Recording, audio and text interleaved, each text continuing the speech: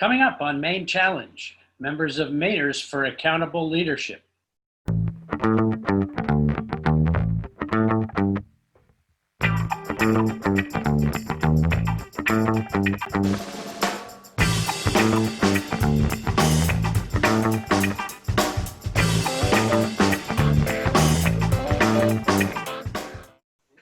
Hello, and welcome to Maine Challenge, a production of Lincoln County Indivisible and Lincoln County Television. Our guests today are the leadership team of Mainers for Accountable Leadership. Very important group at this important critical time. Our guests are Marie Folliter, Gordon Adams, and Jackie McNeil. Let's start with you, Marie. How did the group get started, and what's the plan? Thank you, Chuck. Not a big question there at all. So we began soon after the election of Trump in a Facebook group, Pantsuit Nation Maine. Deanie Mers, April Humphrey, Gordon Adams, and I sort of coalesced and began outlining expectations of our elected officials, that they be accessible, hold a town hall, that they be transparent, announce how they vote, that they be leaders, speak up, speak out, and stand up in moments of crisis like this. Quickly, we began mobilizing on multiple issues, and we've been grateful to be partners with so many, both across the state and across the country. We are focusing, obviously, on the defeat of Senator Susan Collins. We are also focusing on ensuring that no Supreme Court justice is confirmed until after a smooth transition of power, the election of a new president and Congress. And we are also gearing up to protect the results, ensuring that the results of our election are respected. No small task that will take all of us and the biggest coalition effort you can possibly imagine. That's a tall order. How did you get into this, Gordon? Well, I moved to the state of Maine about 5 years ago, bought a house 8 years ago. So I live in Brunswick, Maine, moved out of Washington, D.C., got out of town, I guess you would say, just in time, and ran into my friend Deanie Mertz up here in the state of Maine. And she said, hey, you know, April Humphrey and Marie Folliter and I are getting a group together that's going to focus specifically on the 4 federal candidates. That's going to focus, as Marie said, specifically on accountability, on transparency, on holding themselves to the highest standards that Mainers expect from their federal officials. So I joined up with them shortly after Trump was elected president, and we have been actively involved in virtually every major political issue that you can imagine affecting federal officials for the last 3.5 years. And as Marie says, it's become much more urgent than it ever was, both to get rid of Susan Collins and to ensure that the election takes place with reasonable transparency, with reasonable effectiveness, and with an outcome that can in fact be implemented. So we're enthusiastic about reinforcing what is right now a seriously challenged democratic political process. Understand. And Jackie, how did you get into this adventure? Well, like I think everybody involved, probably I was in shock and dismay after the 2016 election, in large measure because the situation we're in right now, I could see happening. I could see the fall of democracy, the fall of our institutions like the DOJ and the CDC. I mean, who would have thought? But I could see that happening in our future and needed to get involved as soon as possible. And I have 2 children who I just adore, and I don't want them to have to grow up in this world that we are in right now. And so that's why I got involved. I'm a historian by training, and so I look at everything through a historical lens. And I recognize that we are in a place of crisis that we have not really been in before. And it's very important that people recognize that and do everything they can to get involved. Very true. I think I became aware of the Mainers for Accountable Leadership around the time of the Kavanaugh nomination. I don't know if that supercharged your efforts or just my attention. But did that play a role, Marie? Absolutely. We partnered with Be a Hero and Maine People's Alliance in what was the first of its kind in a tactic. Senator Collins, vote no on Kavanaugh, or we will fund your future opponent. $4 million later, 3.9 of it transferred to our now Democratic nominee, Sarah Gideon. We, sort of polarized the base around a vote, and in that highlighted some of the reasons that Senator Collins is no longer accountable to the people. People could not, fathom this woman who says she's pro-choice while appointing someone who's anti-choice to the U.S. Supreme Court. And certainly we, with a viral campaign like that and incredible partners, we did sort of catapult in a different way to the national and state stage. That being said, we were fighting before and we're fighting after. And now our focus is phone banking, text banking, letters to the editor, communication strategy, digital strategy, and reminding every Mainer that Susan Collins does not represent them. The role of Mitch McConnell seems to be getting larger every day. And those of us who were paying attention understand that Senator Collins has been pretty much a loyal lieutenant. And I assume the reports are true that when she's parted ways with McConnell and company, she's done it with their blessing. What kind of force is he among Maine voters in the Collins, who are I know there are very few undecideds in the Collins-Gideon race, Savage, Lynn, but what role does McConnell play in the voters' view of this election? Gordon. Well, I would say that if you will, Senator McConnell is the Svengali of the campaign. He's a very clever politician who is very careful about what he says, doesn't make wild statements, unlike the president, holds his powder dry when he needs to, seriously helps fund the Republican Party, is dedicated to maintaining his leadership and a Senate majority. And as a result, I think your reading, Chuck, is absolutely right. That is to say, Susan Collins gets to look like an independent when Mitch McConnell has the votes. If you think the telephone wires aren't humming between Collins and McConnell, you're making a very large mistake. Her independence, her vaunted independence, is pretty much of a charade in the state of Maine. And there are very, very few places where she steps up against McConnell when McConnell is going to lose something if she does. She's very good at standing up and being independent, as she's being at the moment, looking independent with respect to the confirmation of a Supreme Court justice. But at the same time, there only being two Republicans who are going to stand up in that position and try to prevent a vote. It doesn't matter because McConnell clearly has the votes that he needs. And that's a classic kind of pattern with Collins. You know, she went to the Senate as somebody who proclaimed herself an independent Maine type Republican. She has not shown up as that, especially not in this, her last term. And the Kavanaugh vote in particular is a classic indication of that. The 45-minute floor speech that she gave was ridiculous and utterly unpersuasive. But she went on for 45 minutes, you know, having heard and respected what the victim of Kavanaugh's sexual assault, alleged sexual assault was, she nonetheless turned in her vote to Mitch McConnell. So the nexus, the knot between her and McConnell is extremely close. But because of the challenges of running in Maine, it's important for her to try to look like she's independent. What that has meant in this term, particularly with things like her vote on the tax bill, which rewarded wealthy people and among other things, stripped the pre-existing condition clause out of the Affordable Care Act, something that she said she supports and actually voted to support. She's basically allowed the guts to be taken out of it going along with him.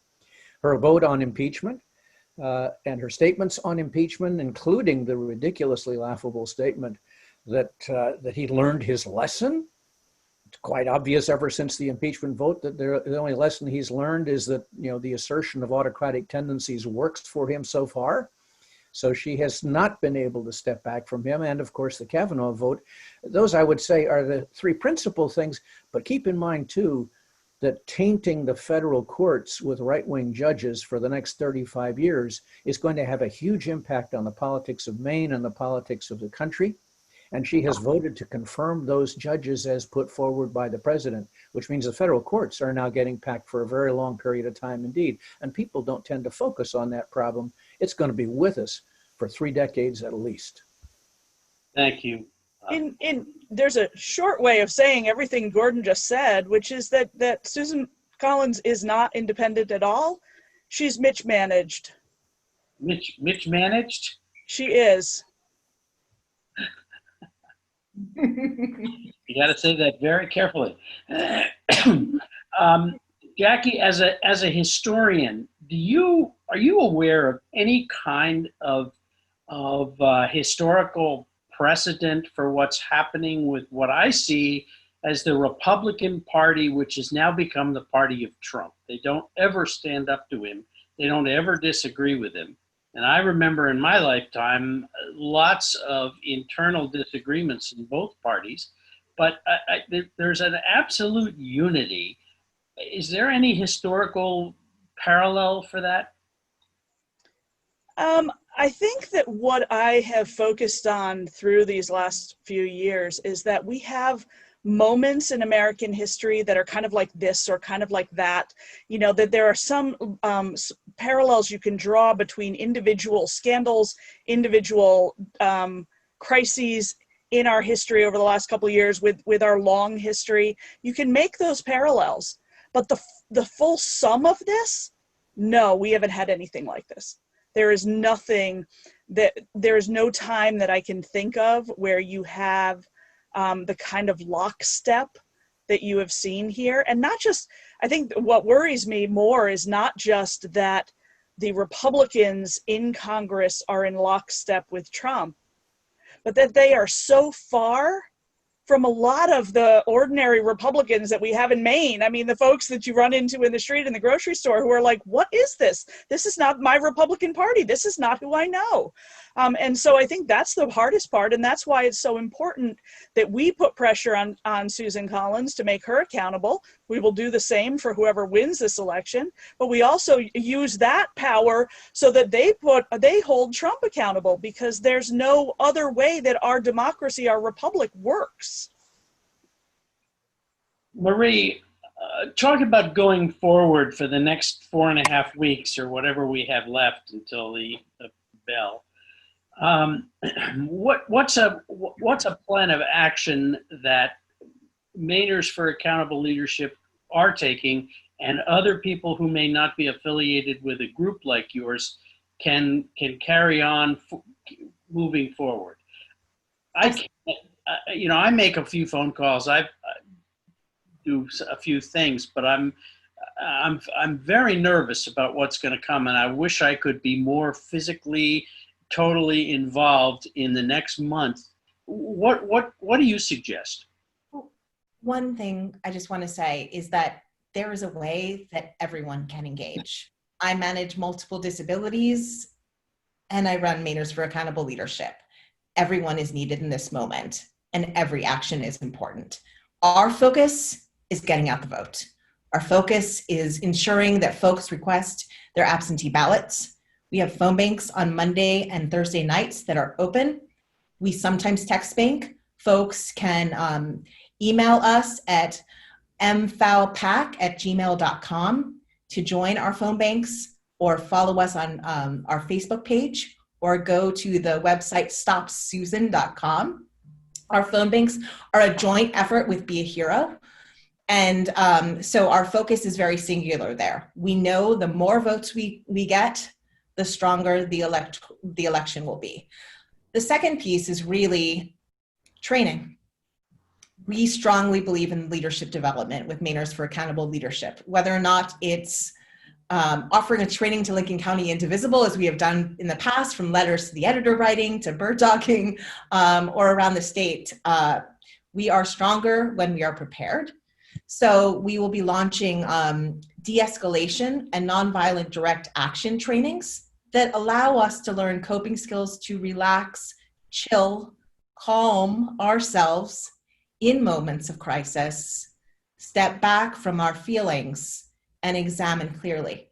And I think that that's, one of the biggest things that we all need to learn. And another piece of that is also understanding that when Trump tweets, he wants to rile us up. Understand that we cannot react to every concerned, disappointment statement. We can use the emotional energy we will expend reacting and channel it directly into action. So whether or not it's making 5 calls every time Trump tweets to voters and saying, hey, have you requested your absentee ballot? Have you sent it back? Awesome, great. Then you're being effective.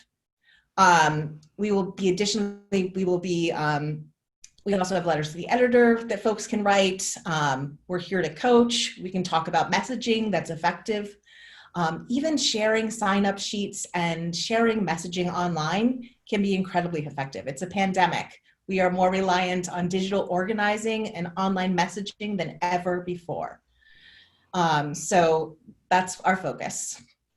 Gordon, as you go about your daily business in your downtown, in your region, among your friends, what is it that what actions do you take that you would not otherwise be taking concerning the election?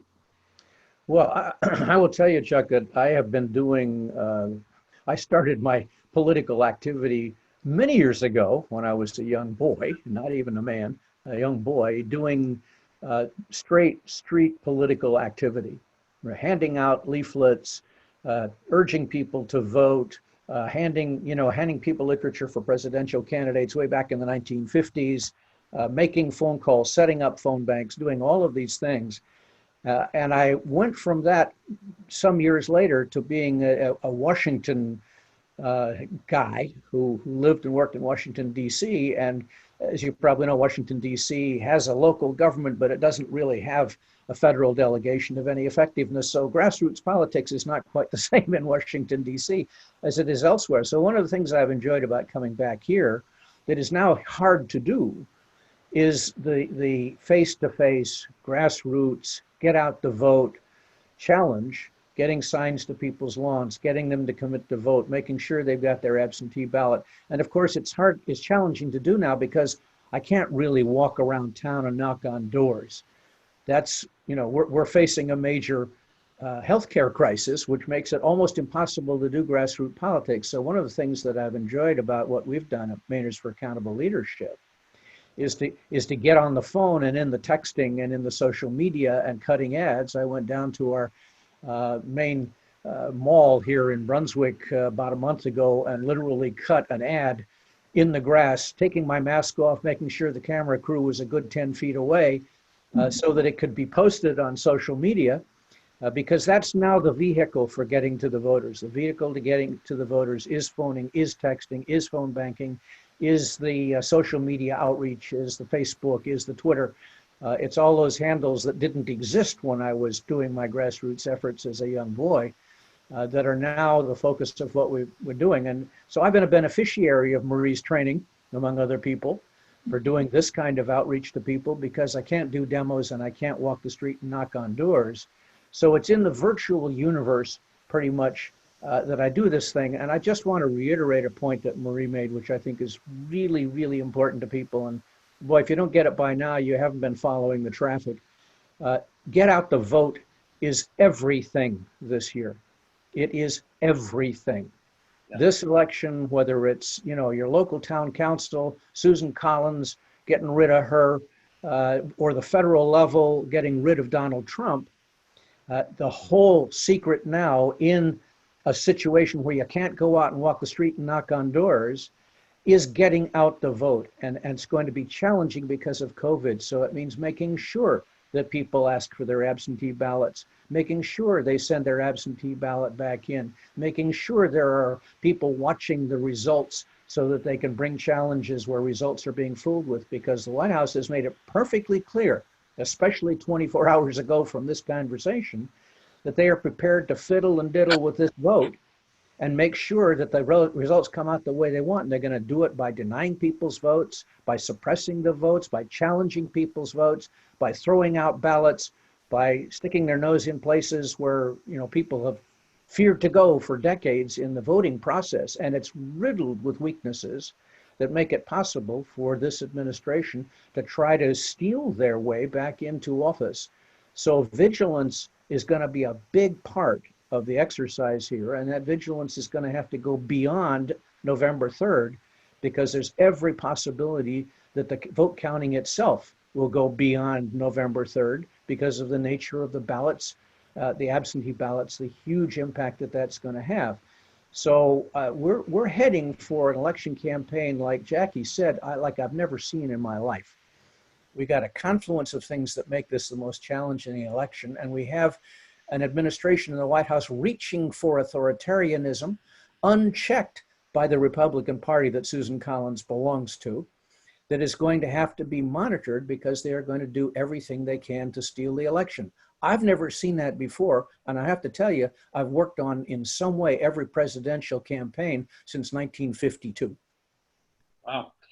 Marie, do you see impact in your efforts and the efforts of other groups like Mainers for Accountable Leadership are affecting also the down ticket races like the state Senate and the legislature and local races? Do you see impact there from what's going on the national scene, or are those sort of separate? In terms of our mission, they're separate. In terms of the need for down ballot candidates to make the call for every vote to be counted, we cannot separate them. Yeah. We will need every candidate ensuring that this election is protected. This is, as Gordon told us many years ago, this is not normal. It will not be normal. We have normalized it in many ways by participating in a system that's inherently flawed and that does not have correct checks and balances. We will make sure that the people's wishes are protected and listened to. I feel, as I'm looking at the campaign season overall, I feel that local Republicans are getting a pass, because they don't have to either defend or repudiate the Trump agenda. And I think they should have to do that. I think that Democratic candidates should be forcing their opponents in the Republican Party to say, yes, I'm fine with kids in cages. Yes, I'm fine with getting rid of Social Security. Yes, I'm fine with destroying the post office. Or no, I'm not.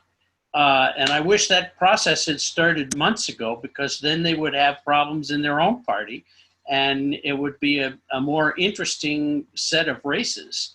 But I just don't get it, that people, I see more Trump signs than Biden signs. I see more Collins signs than Gideon signs. And all those people, I want to go to every one of those houses and say, are you really okay with the immigration policies? Are you really okay with grab them by the, all those things? I don't think they should be allowed to get a pass on that. What do you think? I'll go to Jackie. Well, I want to emphasize what Marie said. Our focus is on the federal four, and that's where our energy goes. If you really want to know what has happened and how people are responding to the Republican Party up and down the ballot, look at what happened in 2018. Because that was not a message that we were focused on as MFAL, but people heard it loud and clear. Either you affiliate yourself with Trump and his message and his way of doing things, or you reject that entirely. And I think that that's what we're going to see now, which is why, going back to Gordon's point, what we're trying to emphasize right now is everybody, every American citizen should be allowed to vote. Every vote should and must be counted.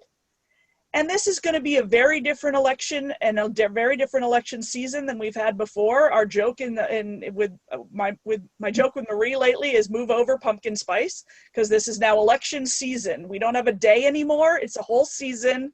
It's starting already, started in August, and we're going through January here, because this is going to be slow. And I think perhaps maybe the one of the good things that COVID has brought us is a little extra patience. We know that everything takes longer now. So let's acknowledge this is going to take a while, and just sit back and make sure that the results are that they come in, that they are ratified, that every vote gets counted before everybody rushes to, well, so-and-so was the winner on election night. There is no election night anymore. We don't have that. Amen. We're down to our last minute and a half. So what I'd ask you each to do, or starting with Gordon, is to sort of wrap up in 30 seconds what you want to see happen and what you're going to make sure that you do your best at making happen. And that will help all of us who are paying attention but not quite sure about every step of the way. Gordon, how do you want to wrap up this month and this show? Yeah, Chuck, you said earlier that you were looking for Republicans to step up, and I think that's an important element, particularly in the state of Maine. Maine has a lot of voters who don't make up their minds for a long time, or voters who consider themselves one party or the other, but relatively independent, or people who consider themselves just plain independent. I believe it's really time for all of them to step up to this challenge. And I would urge everybody from the senatorial level on down to be prepared to do something that I did yesterday, which was sign on to a letter of nearly 500 national security officials, including hundreds of former military personnel, all of whom were endorsing Joe Biden, the voices that need to step up and declare themselves with respect to this Republican Party and this White House is real important, especially here in Maine. So what I think needs to happen here in Maine is for suburban women, independent voters, moderate Republicans, and Democrats all to step up to this challenge, vote out Susan Collins, and vote out Donald Trump. Thank you, Gordon. I'm afraid we've run out of time. What I'd like to do is give Marie a quick last word, and then I want to thank you all three for having come, and I wish we had taken an hour to do this show if we could. Marie. This movement needs all of us. Everyone has a way to participate. So we need you to show up now, or we stand the chance of losing our democracy. I promise you, we will fight like hell, but we need every organization, every person lining up to work together in a way that you have never imagined. This is not just about voting someone out or stopping Susan. This is about the future of our country and believing in life, liberty, justice, and pursuit of happiness for all. Well, thank you very much, Marie Folliter. Jackie, I'm sorry we didn't get your closing statement, but we appreciate your input very much. And Gordon Adams, thank you for being part of this Mainers for Accountable Leadership on Lincoln County Indivisible Maine Challenge. Thank you all. Go vote.